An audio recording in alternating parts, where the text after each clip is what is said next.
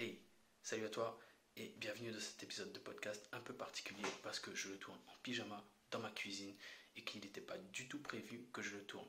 Mais si je le fais, c'est parce que je veux partager avec toi une astuce concernant ce qui m'arrive ce matin. Ce matin, je me suis réveillé tard, entre guillemets. Il est 5h30, j'ai raté 1 heure sur mon matin. Et c'est quelque chose qui pourra t'arriver si tu décides d'adopter le mode de vie réveil matinal, vie maximale. Il y a des matins où tu vas te lever plus tard, tu ne vas pas pouvoir suivre ce que tu avais prévu. Que faire dans ce cas-là? Je vais t'expliquer tout ça dans cet épisode.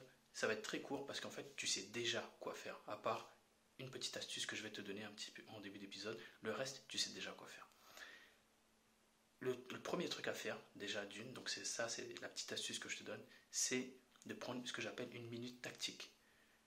Tu te réveilles en retard, tu as loupé entre guillemets ton réveil ou tu as décidé de dormir un peu plus. Quand tu te réveilles, zen, prends une minute, pose-toi et accepte le fait que tu t'es réveillé tard. Il faut vraiment que tu le fasses parce que si tu commences à te réveiller, à te dire ah merde, j'ai loupé 1 heure, qu'est-ce que je fais? Je cours dans tous les sens.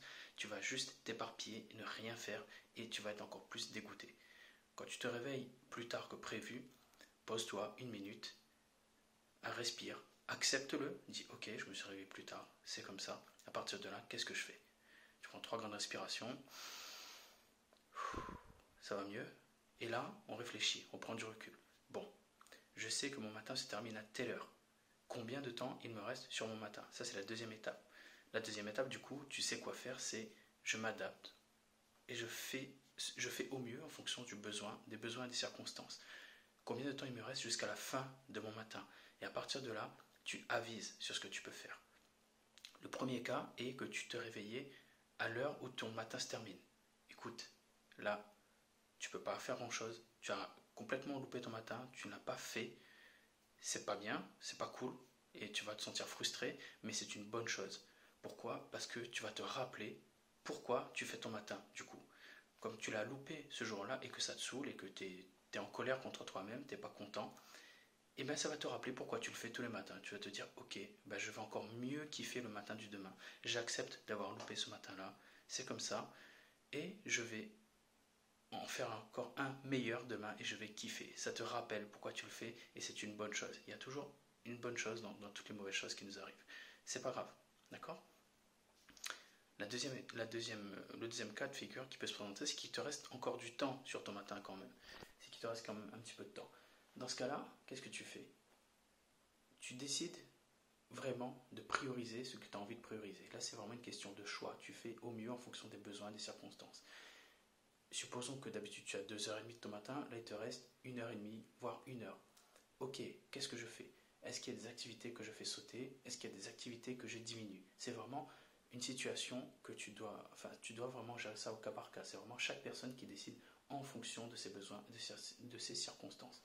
Je vais te donner un exemple précis. Pour moi, par exemple, là le matin, normalement, je fais du sport, j'apprends l'italien, je fais un peu de méditation, je fais des étirements, je passe aussi un peu de temps sur Instagram pour discuter avec des gens, etc. Et bien ce matin, je vais faire ce que je viens de te dire, je vais passer du temps sur Instagram pour parler avec des gens, pour découvrir de nouvelles personnes, parce que j'adore faire ça, je vais le faire moins longtemps que d'habitude. Normalement je fais 30 minutes de lecture, je vais diminuer à 10 minutes parce que ça me va en fait de diminuer à 10 minutes de lecture, ça me suffit. Parce que 30 minutes c'est un luxe où je veux me faire plaisir le matin, là je diminue à 10 minutes. Et je sens que ça ira. Parce que en mon fort intérieur, je sens que ça ira. Si je savais que ça n'irait pas, j'aurais pas fait et j'aurais fait autre chose. Parce que ça sert à rien de vouloir caser une activité juste pour la caser, tu vois. Me dire, tiens, ben, je peux pas faire un truc, je vais en faire 1 minute.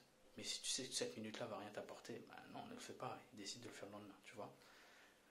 Ensuite, il faut vraiment décider s'il y a des activités que tu veux faire sauter. Ça peut arriver. Tu vois, par exemple, là, ce matin, je ne vais pas faire de sport. Pourquoi? Parce que j'en fais tous les jours et je me dis que si je n'en fais pas une journée, ce n'est pas très grave. À la limite, je peux le faire dans la journée, je peux marcher plus longtemps, je peux faire une promenade plus longue et faire une activité sportive, entre guillemets, une activité physique douce, plus longue. Rien n'est grave, no stress, tu vois. Et ça, c'est la troisième astuce que je sais te donner, enfin, c'est pas la troisième astuce, ça fait toujours partie de la deuxième astuce. S'il y a des activités que tu fais sauter, est-ce que tu ne peux pas les reporter dans la journée? Tu vois, par exemple, si moi je lis pas ce matin, ou si je ne fais pas de sport, je les fais dans la journée. Toi, si tu ne fais pas ta méditation, est-ce que tu ne peux pas faire ça dans la journée, à la pause du midi ou le soir? Est-ce que tu ne vas pas pouvoir faire sauter des créneaux de divertissement pour caler des choses que tu n'as pas pu faire le matin? Là encore, c'est toi qui décides.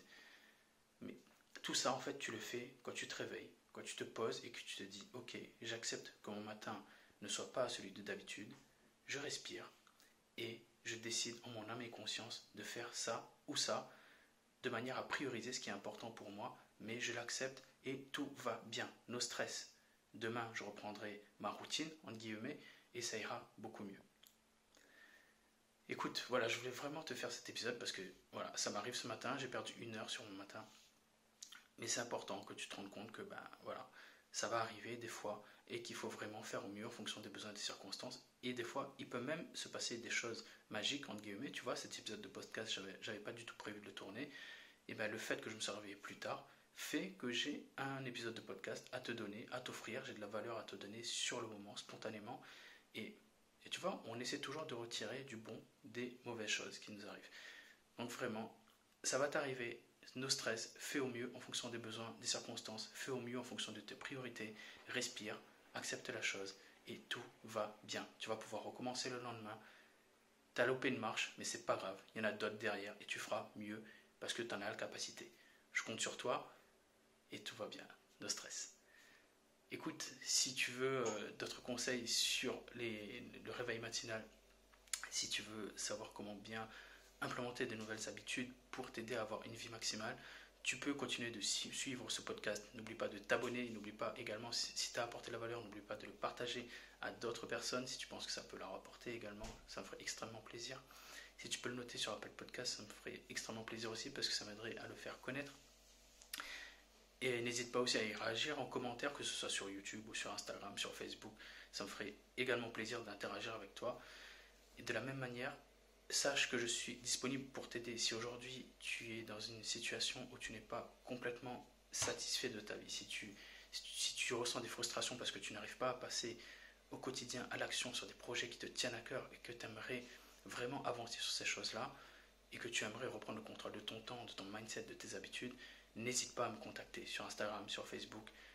On pourra discuter, on pourra faire le point sur ta situation et on pourra mettre sur les rails ta meilleure vie. Je suis là, je suis disponible pour t'aider, n'hésite surtout pas. Écoute, d'ici le prochain épisode, je te souhaite une très belle journée, une très bonne continuation et je te dis à bientôt. Salut.